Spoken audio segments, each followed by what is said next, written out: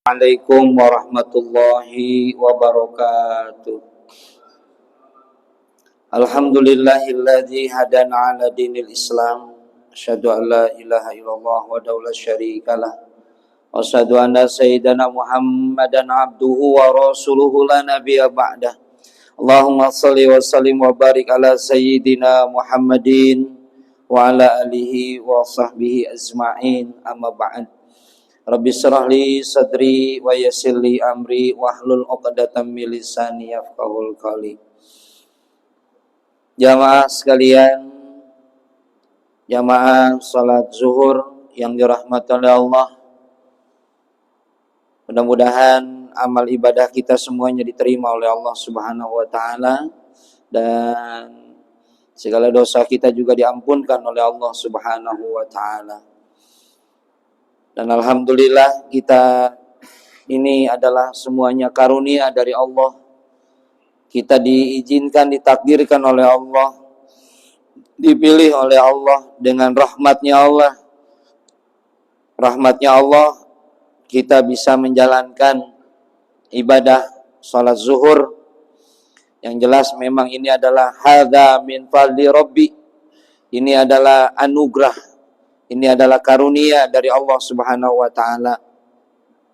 Mungkin ada saudara-saudara kita yang tidak menjalankan sholat zuhur berjamaah di masjid, mungkin karena memang ada kesibukan atau yang lain. Makanya kita dipilih sama Allah bisa hadir di masjid ini. Dilanjut setelah zuhur kita kajian ba'da zuhur. Mudah-mudahan ini menjadi asbabiyah buat kita semuanya, menjadi keberkahan. Tambah berkah umur kita, tambah berkah ilmu kita, tambah berkah rezeki kita, tambah berkah juga istiqomah kita dalam ibadah, dan maut kita dalam keadaan husnul khatimah. Jamaah sekalian yang dirahmati oleh Allah, hari ini tema yang diberikan kepada saya adalah bagaimana cara memilih pasangan hidup. Ini kalau disampaikan ini rata-rata nih, kalau yang hadir di sini mungkin jamaahnya ini mah udah nikah semua ini. Iya. Atau mau 2 kali? Ya, ini sudah nikah semua.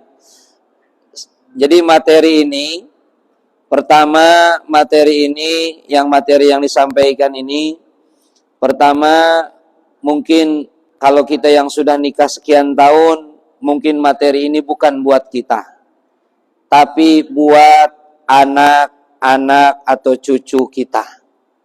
Yang kedua, materi ini pun bisa jadi buat pribadi kita, karena memang ini materi untuk memperbaiki rumah tangga kita.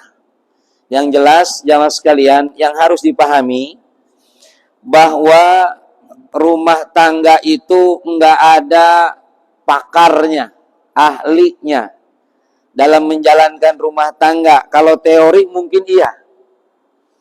Nih ustadz ini atau ustazah ini ahli atau pakar rumah tangga. Ada.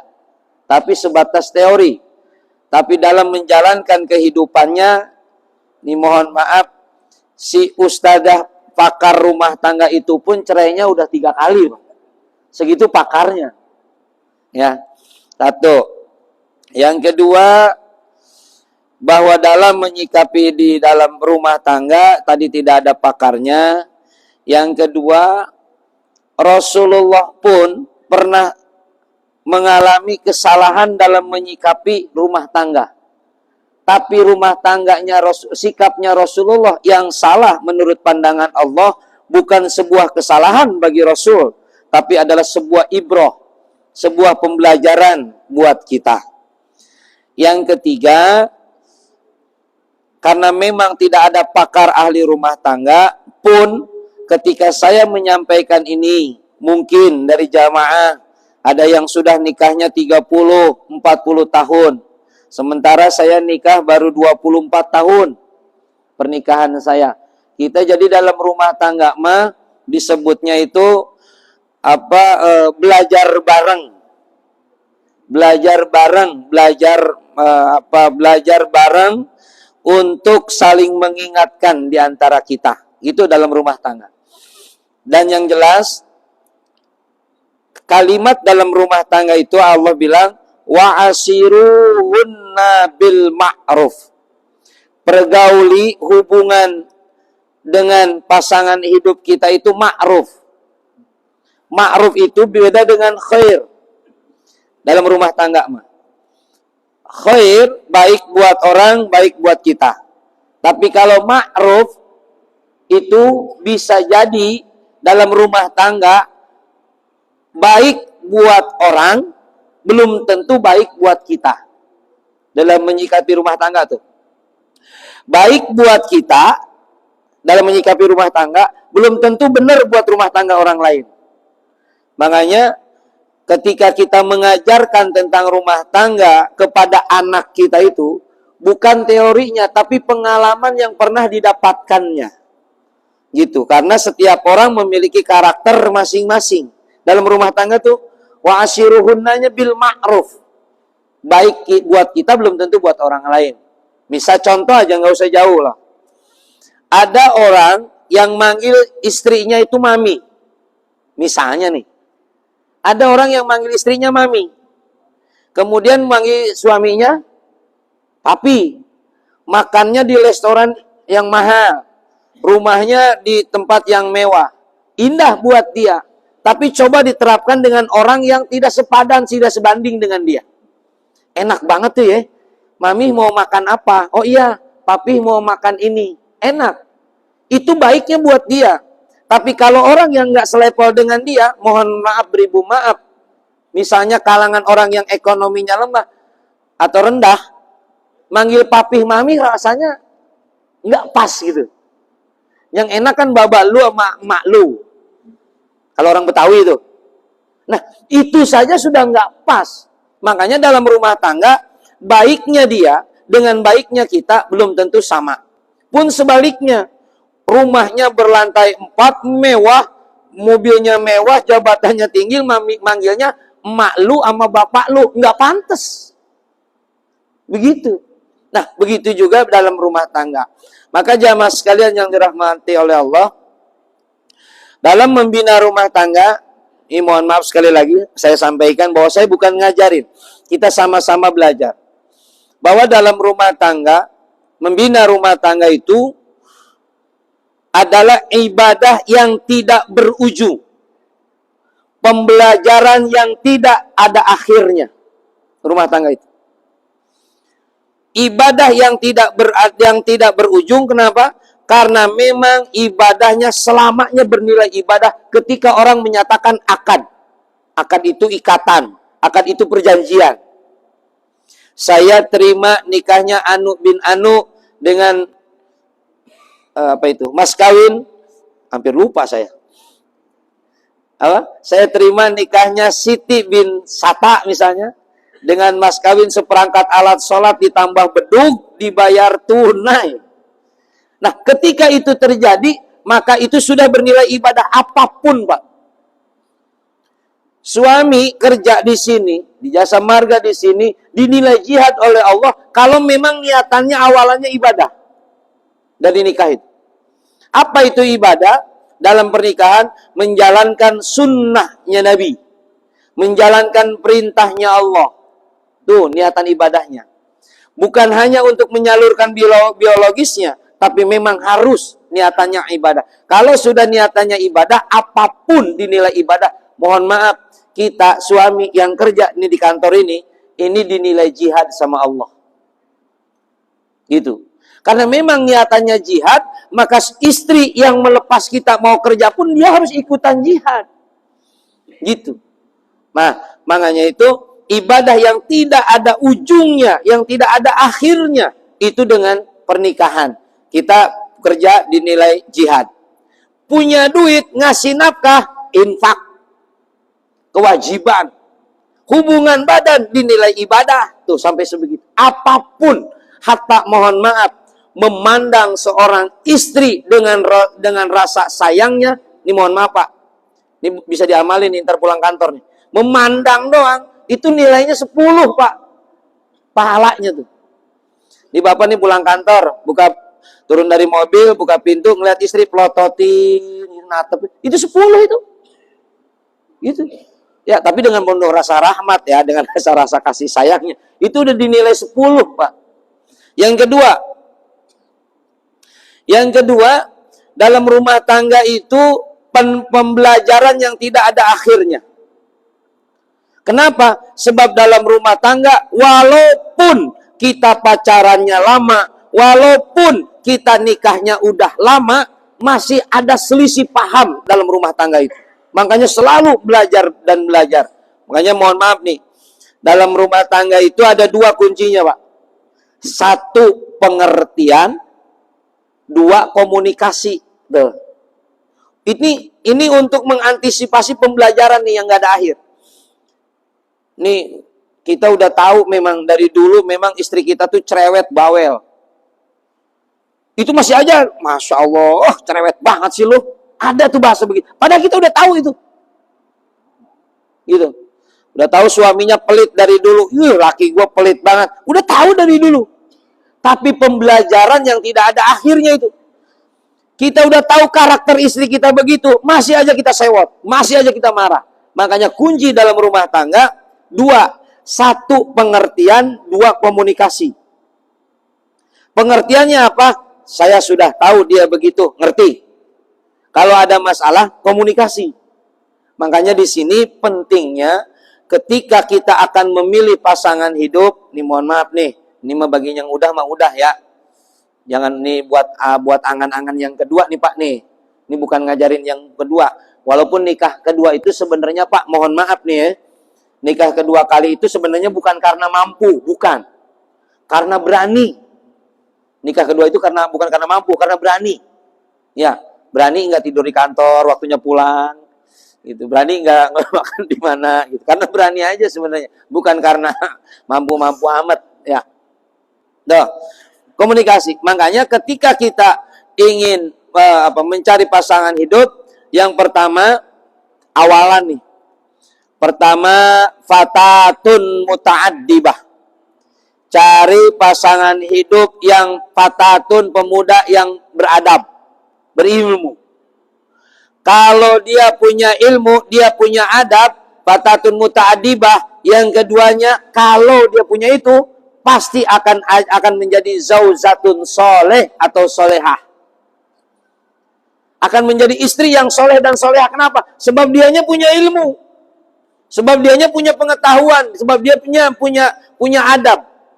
Adab tentunya yang bisa dicari, bisa didapatkan dengan kajian, keilmuan. Ini tentunya ilmu agama. Akan menjadi zaujatun solehah.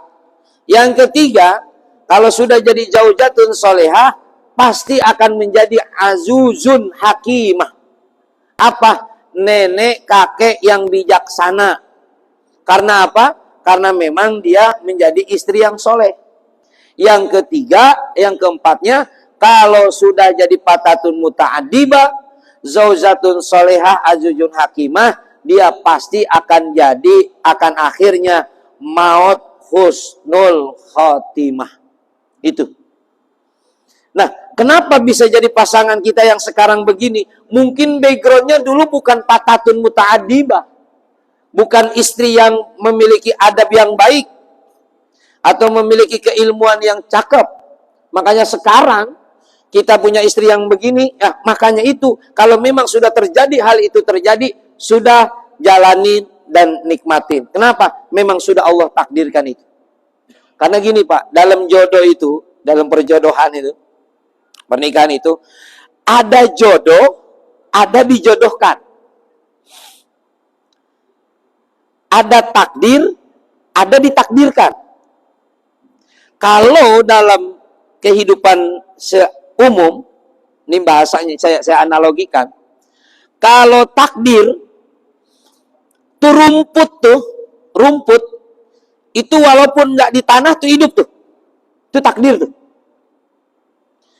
Itu rumput hidup dimanapun. Bapak punya halaman. Minggu ini dikoret. Di apa itu? Dikoret itu ada apa? Dikoret itu di apa namanya? Diambil rumputnya. Ya, dicabutin rumputnya. Bulan depan numbuh lagi. Di situ lagi. Itu namanya takdir. Ada yang ditakdirkan apa? Nanam padi. Nanam padi karena memang bukan kehendak takdirnya Allah, ada upayanya manusia, maka berubah tuh. Sawahnya digarap dulu. Udah digarap, dikerjain dulu, ditanam dulu, dikasih obat dulu. Dikasih obat pun belum tentu numbuh. Bagus. Ada dia, kalau bahasa Sunda nama hapa, kena serangan, apa itu? Hama juga. Itu namanya ditakdirkan tuh. Ada campur tangan manusia. Nah, pernikahan pun, kalau memang dia sudah dari takdirnya Allah, rumah tangganya nggak ribet. Nggak ribet. Tapi kalau dipaksakan dengan takdir, ditakdirkan dengan campur tangan manusia, biasanya ribet rumah tangganya. Ada aja, ribut aja. Dari mulai gajinya sekian, ribut. Wah, terus aja. Nggak ada nikmatnya itu rumah tangga. Itu namanya dipaksakan. Nah, begitu juga dalam rumah tangga kita tuh. Nah, rumah tangga kita ini adanya di mana? Di posisi takdirkah atau ditakdirkankah? Maka tinggal kita dibekali oleh Allah 3 potensi. Otak, hati, panca indera. Otak untuk berpikir apakah ini maslahat atau tidak kalau dilanjutkan. Yang kedua, hati mikir, mempertimbangkan apa sikap yang saya harus ambil. Maka panca indera mengeksekusi hasil dari pikiran dan pertimbangan dalam menyikapi rumah tangga. Makanya kuncinya yang saya bilang tadi dalam rumah tangga 2, pengertian dan komunikasi. Bisa jadi rumah tangga sakinah, mawadah, warahmah. Sakinah itu ketenangan, ketenangan jiwa. Mawadah dan warahmah cinta kasih. Sebenarnya kalau konsep ini memang konsep besar ini. Sakinah, mawadah, warahmah. Yang bisa ngejalanin ini cuma Rasulullah nih. Kalau kita ketenangan kita biasa aja. Mawadah warahmah cinta kasihnya juga biasa aja. Kenapa biasa aja? Orang istrinya cuma 1 kok. Masa iya nggak tenang lu rumah tangga? Cuma istri 1 rumah. Jiwa nggak tenang. Kalau Rasulullah pakai sakinah, wajar. Kenapa? Istrinya banyak. 9. Malah ada yang bilang sampai 12. Yang ketika beliau meninggal aja di posisi 9. Makanya mencari ketenangan jiwa. Itu ada pada Rasulullah. Orang istrinya 9. Kita istri 1, enggak sakinah. Waduh, ribet banget itu. Itu Pak. Itu. Mawadah warahmah cinta kasih. Kalau sudah nikah udah lama, mungkin udah enggak udah dapatkan ketenangannya, kan cinta kasih datangnya belakangan tuh. Makanya tujuan nikah itu sakinah, mencari ketenangan, mawadah, cinta dan kasih. Biasanya kalau sudah menemukan ketenangan, nikah udah lama, kesononya cuma tinggal kasihan, Pak. Nenek masih cinta sama kakek, dibilang cinta, enggak juga. Kenapa? Udah peot. Nikah udah 40 tahun, gue udah enggak cinta. Tapi gue kasihan kalau ngehianatin dia. Kasihan hidup dari dulu sama gue. Waktu gue hidup susah, bareng-bareng. Masa gue udah jaya, gue hianatin dia. Bentuknya kasihan. Makanya mawadah warahmah dibelakangin, Pak. Awalnya ada ketenangan. Gitu. Nah, jamaah sekalian yang dirahmati oleh Allah, 5 menit lagi ya. Yang saya tahu ini jam makan siang. Nah, ini nanti bisa berlanjut ini. Kalau mau nanti kita lanjutin. Sebab materi rumah tangga masih abrek, Pak. Kitabnya aja banyak. Dari mulai Ukudulujen, Quratul Uyun, ada tentang bab hubungan badan aja di Fathul Ijar. Kitabnya aja minimal ada 3, Pak. Ada kitab yang khusus membahas tentang hubungan badan. Namanya Fathul Ijar. Wah, itu kalau didengar sama umum tuh, wah ini kitab seks katanya. Tapi memang benar, sebegitu sempurnanya Islam ngebahas tentang seks. Jangan hubungan malam apa, jam berapa, ya itu ada caranya juga. Nah, itu Fathul Ijar. Gitu. Makanya Ustadz mah wajar anaknya banyak. Pertama tahu ilmu, yang kedua kemana-mana serebetan, itu aja. Ini tahu dia paham ilmunya. Kesimpulan aja deh dari saya. Kalau kita ingin memilih calon pasangan hidup, minimal ngikutin Rasul. Nabi Muhammad SAW pernah bersabda, tunkahul mar'ah li arba'in. Pertama, kalau kamu mau nikahi, mau mencari calon pasangan hidup itu, pertama, lima liha karena harta. Islam kalau gitu materialistis bukan. Justru Islam bisa mengcover tentang kemanusiaannya seseorang butuh harta. Cari orang kaya. Yang kedua, wali jamaliha karena cantik dan ganteng. Yang ketiga, wali nasabiha karena keturunannya. Yang keempat, wali diniha parbicatidin taribat yadak. Yang terakhir, kriteria yang harus dipilih adalah agama. Singkat padat yang ingin saya sampaikan. Satu, cari orang kaya.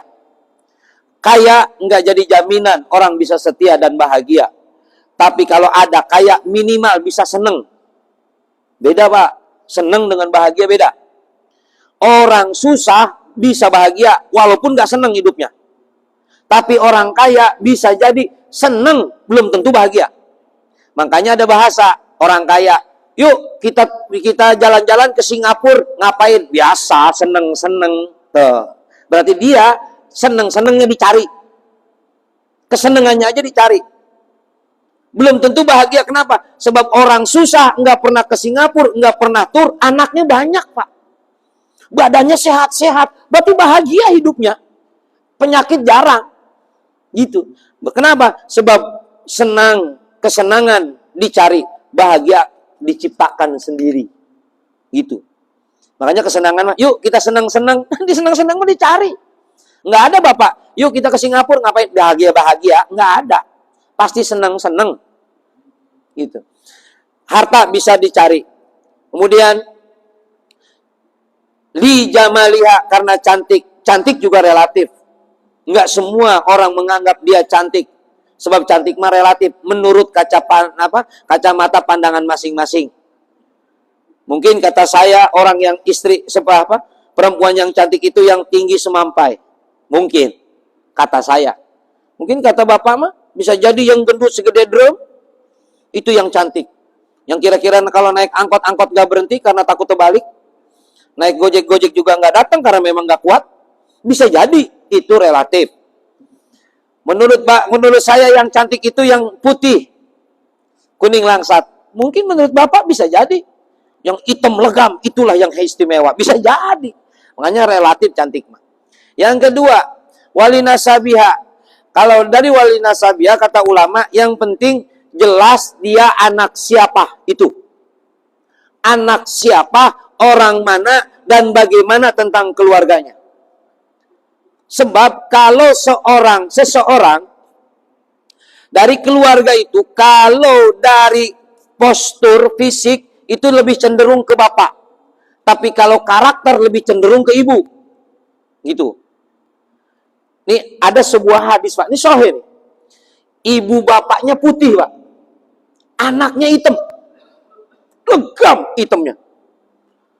Pengantin baru, anaknya ibu bapaknya putih, anaknya pas lahir hitam. Ngadu ke Rasulullah. Ya Rasul, istri saya selingkuh. Kenapa? Saya putih, dia putih. Kenapa anak saya hitam? Pertanyaan Rasul, satu. Kakekmu dulu hitam apa putih? Iya Rasul. Kata bapaknya, kata si suaminya, iya Rasul, kakek saya hitam. Itu dia. Gennya turun ke anakmu. Gitu. Nah, beda kalau karakter dari ibu biasanya.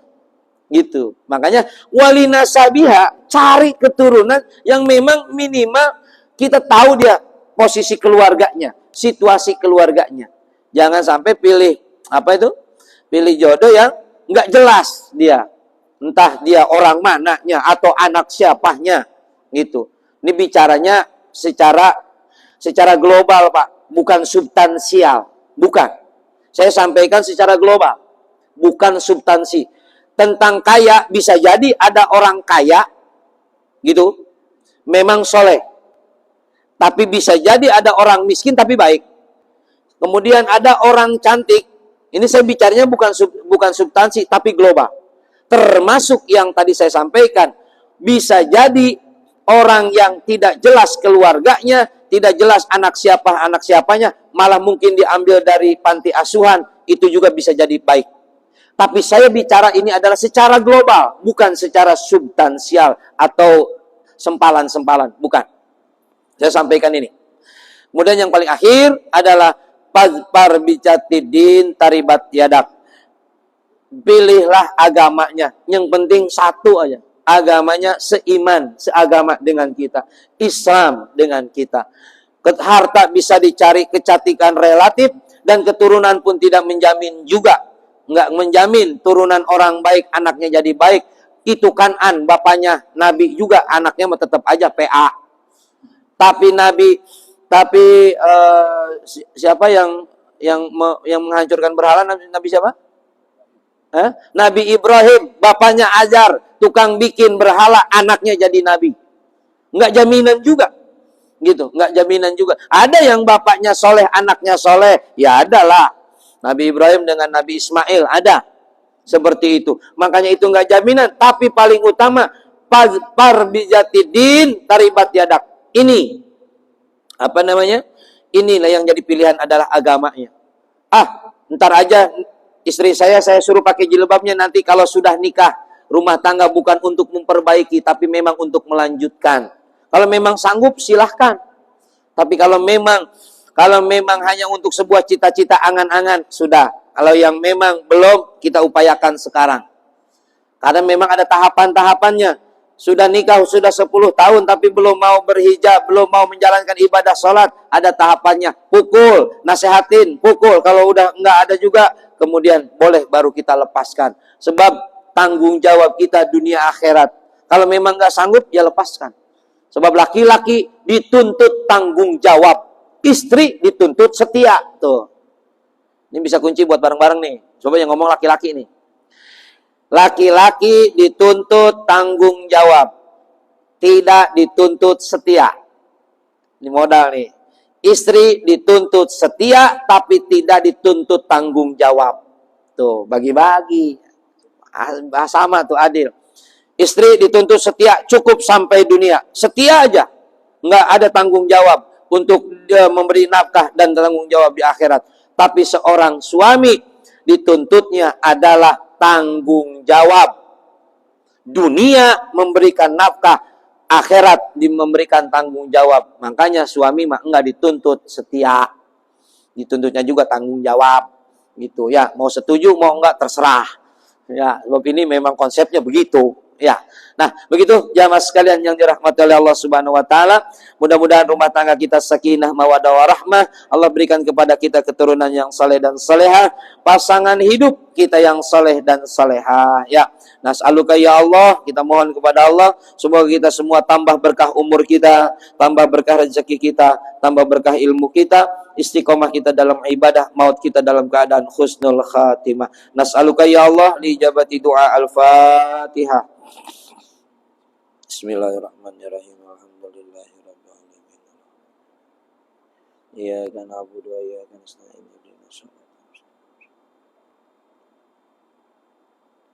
Alhamdulillahirabbil alamin. Subhanakallahumma wa bihamdika asyhadu an la ilaha illa anta astaghfiruka wa atubu ilaik. Rabbi anfa'na bima 'allamtana, Rabbi 'allimna alladhi yanfa'una, Rabbi faqina wa faqih ahlana wa qarabati lana fi dinina. Rabbana atina fid dunya hasanah wa fil akhirati hasanah wa qina adzabannar. Alhamdulillahirabbil alamin. Terima kasih atas segala perhatian, mohon maaf atas segala kekurangan, kekhilafan. Wabillahi taufiq wal hidayah. Wassalamualaikum warahmatullahi wabarakatuh.